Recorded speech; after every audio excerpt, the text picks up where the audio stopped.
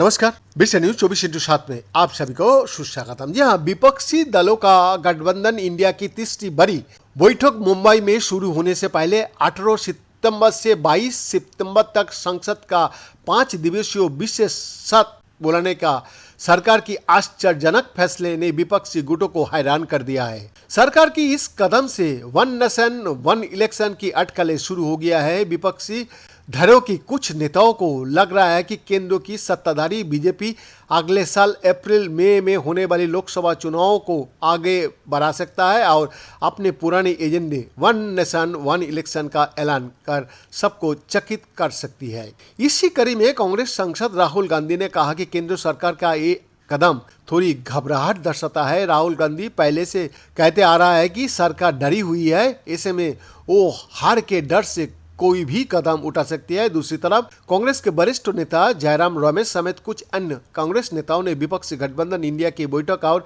अदानी समूह पर ताजा खुलासे से धन हटाने के लिए इसे मोदी स्टाइल में समाचार चक्र का प्रबंधन करार दिया है। मोदी सरकार की रणनीति चाहे जो भी रही हो, लेकिन विपक्षी गठबंधन की बैठक से ठीक पहले संसद की विशेष सत्र की घोषणा पर मुंबई में विपक्षी नेताओं ने माथापच्ची तेज कर दी है।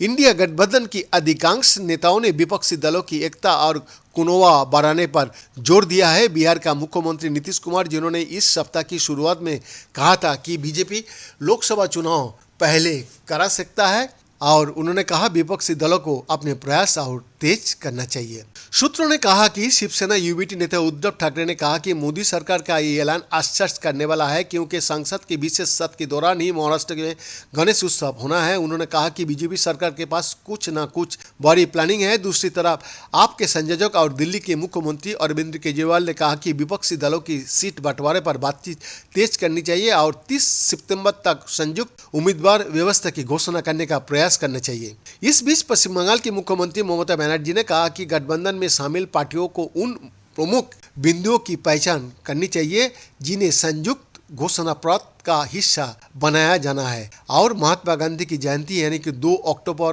पर इसकी घोषणा कर देनी चाहिए। संसद के विशेष सत्र बुलाने पर विपक्ष खेमे में समान नागरिक संहिता और संसद और विधानसभाओं में महिलाओं के लिए 33% आरक्षण देने पर विवादास्पद विधेयक लाने की भी चर्चा हो रही है।